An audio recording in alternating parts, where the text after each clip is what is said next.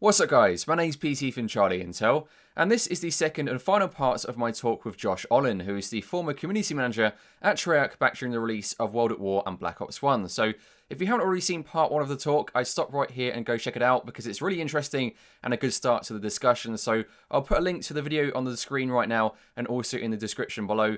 Make sure you leave a like if you enjoyed the video and the talk about the future of Call of Duty, and enjoy the rest of the video. From your perspective, what do you think they need to do right now to kind of win back the community within the franchise? So obviously we are now in the year of Infinite Warfare and Modern Warfare Remastered, both very different games. Infinite Warfare obviously caters towards the player who has a thirst for quick gun action with boost jumping, boost sliding, running along walls, future-based weapons, laser weapons, all that kind of stuff. To me, it's a very frantic experience. I remember the first time I played Infinite Warfare, I found it to be just an absolute explosion fest. Some people didn't agree with me, so perhaps they were accustomed to the increase in just general, future-based explosions and such, and black hole weapons, all that kind of stuff. But to me, I've always really preferred the more Black Ops experience, like Black Ops 1, Black Ops 2. Black Ops 1 has always been, hands up, my favourite game of the franchise. If I play that game to this day, I would still enjoy it just as much. So where do you honestly think they need to go right now? Next year, let's say 2017, Sledgehammer Games come along with their new game, and they introduce some changes that, based on feedback from the franchise for the last 3 years, what do you think they should do in that game to try and win back the kind of interest from the franchise and the community itself? Well, if you want to talk about, Sledgehammer, if you want to talk about what they need to do, I think Sledgehammer is probably best positioned to do something truly new. I got a lot of hopes and a lot of faith in those guys. When you look at the way the franchise was back when it was just IW and Treyarch, Treyarch was the underdog studio, and that's why we were able to take so many risks and do so many interesting new things with, with Black Ops, with zombies first, and then the things we were doing with Black Ops. So I think that you are going to see probably the most new, different things coming from Sledgehammer next year. And I would say that is the time to start, what the community needs to win them back, as you say. I think that you need to start showing the community something really different and new. And that has to go across the board. That has to, of course, mean in the product. It has to feel fresh, new but familiar, and that sounds like such an oxymoron, but any dev knows what I'm saying with that, right? And I think that even from the marketing perspective, even from just the communications perspective, the community management perspective, the way that you're bringing and talking about the game, I think that also needs to change. I think the community is so used to, imagine going and seeing the same movie 5 years, every day for 5 years in a row. You know what to expect from that formula. Nothing's going to surprise you. Nothing's going to delight you. And I think that Call of Duty, Activision found a really winning, successful formula for reveal, for multiplayer reveal, for zombies reveal. They found a really winning cadence that worked for them for a long time. But I think that winning cadence is starting to work against them now, in the sense that I think part of the community's tuning out, and part of the reason why their sentiment's turning a little bit negative or sour towards Call of Duty as a franchise is unfair. Part of it isn't that the game is bad. I think part of it is simply from a communications and a psychological, sociological standpoint, which is to say that every year the game is being marketed to them, is being ushered to them, and is being revealed to them in largely the same ways, with the same beats and the same cadence and tone. And so they're getting almost trained and conditioned to tune it out, and to believe it a little bit less, and to get excited by it a little bit less. So rather than going into launch with a bunch of built-up hype and built-up expectations, they're going into launch with this sort of blah, same old la la la, we've heard this before, blah blah blah blah blah tone of voice and mentality. So I think part of it is that. It's just the way that they're even ushering the game to market. I think that they need to really shake that up. So just to touch one of the points you mentioned towards the start of that, you mentioned they need to go into next year with something new, something fresh, but at the same time familiar. So the interesting point of this is that theoretically, Sledgehammer Games did that 3 years ago with the exosuit. That was a very bold change, something new, something fresh. Now, when it was first unveiled, people were quite skeptical about it. Some people were quite excited. They thought it looks amazing, this whole new element of movement around in Call of Duty. Others were, thinking, oh my God, they've completely ruined Call of Duty. That's it. The franchise is going to go down the toilet. Full stop. It's over. So the funny thing is, we all mention, and I think we're all guilty of it. We all mention about the franchise that needs to have something new, something fresh, and just change the way it does things every year. but they actually did that 3 years ago, but it didn't go down so well.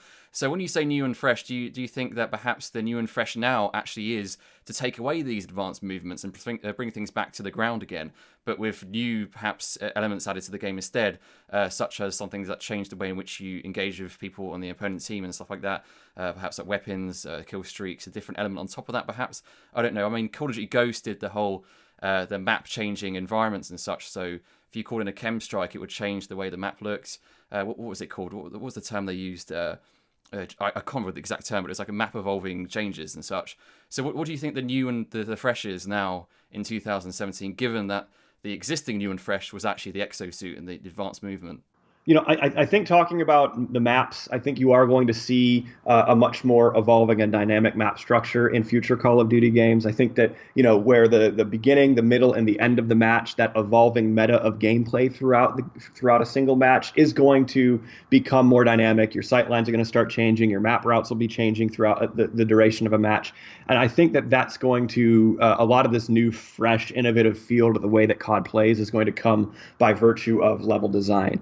And I caveat all of this, by saying that I'm not a traditional designer. I didn't cut my teeth on designing Call of Duty games. I'm steeped in IP development, and I've dabbled a lot in design. So I can see these things and speak to these things. But I might be violating some tenets of COD design that, in suggesting this. But this is kind of my idea for how the franchise might be evolving and how they might find some success in awing and inspiring new players.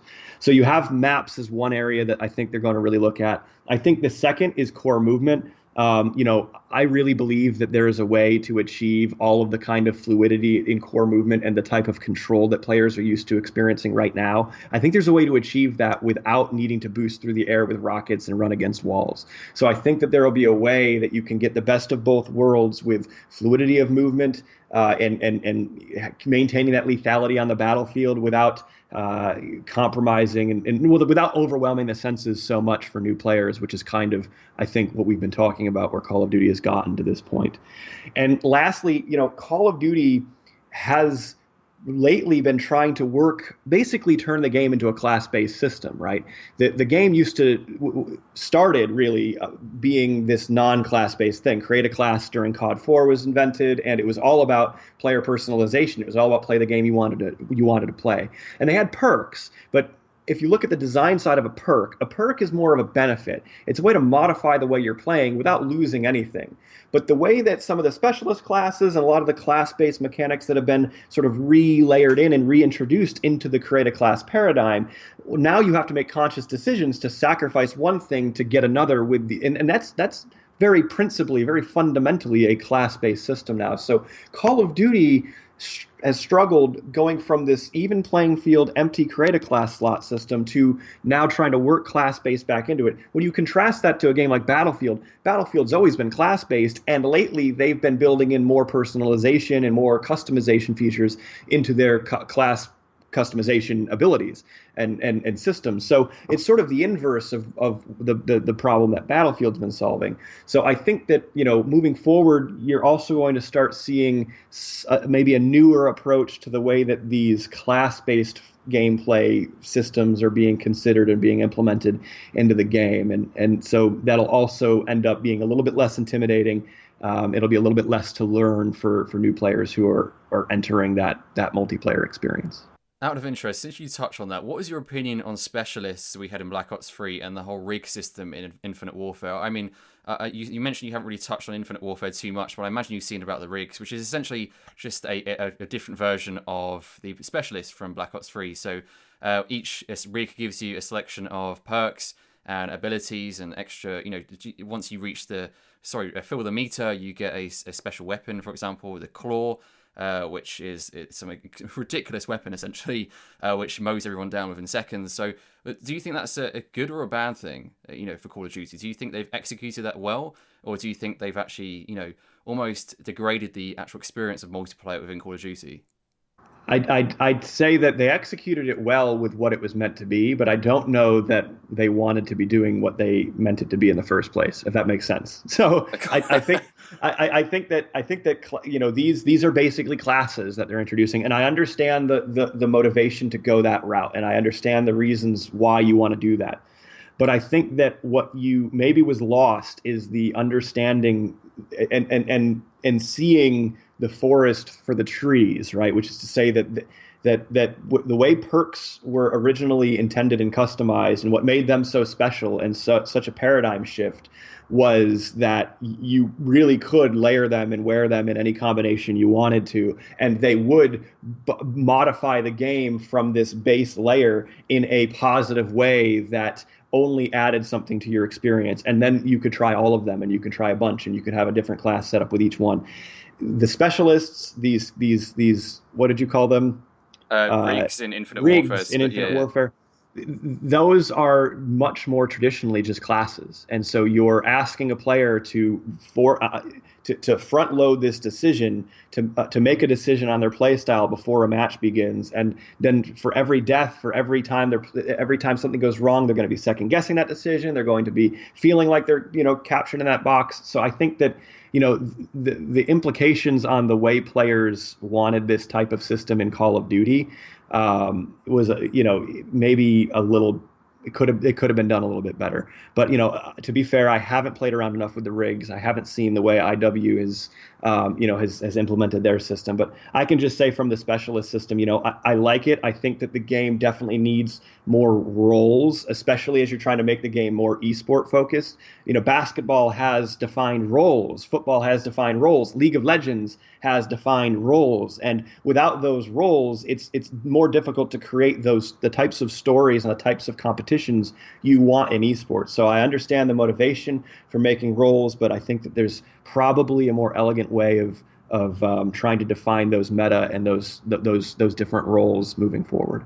For sure. Well, Josh, thank you very much for coming on this and giving your thoughts and opinions about the franchise. Really appreciate it. Of course, any of you watching, if you have any comments, questions, be sure to leave them in the comment section below. Perhaps Josh might be able to come back at a later stage and answer some more of your questions. I know many people are very passionate about the franchise and have a lot of opinions and things they feel that they need to change in the franchise to better the experience for everyone and rebuild the hype Call of Duty once had. Thanks again for coming on here and talking about your thoughts and opinions. Any final thoughts or? I guess. Well, yeah, exactly what you said, Petey. And anytime that there's something that I can add some clarity to, or any questions that I can answer, happy to talk with you. I, like everybody, really love the Call of Duty community. It's always going to be a big part of who I am and my identity, in the sense that it's really launched my career and it's what I cut my teeth on. So, I want to, just like you, our interests are aligned, and I want to see the most flourishing and healthy and positive community as possible. So I'll always be a part of it, and I'll always be around if you need me. Okay, awesome. Well, once again, thank you very much. Thanks for watching, guys. Be sure to leave a like if you enjoyed the video, and of course, subscribe for further Charlie Intel content every 1 to 2 days. Thanks for watching again. Goodbye.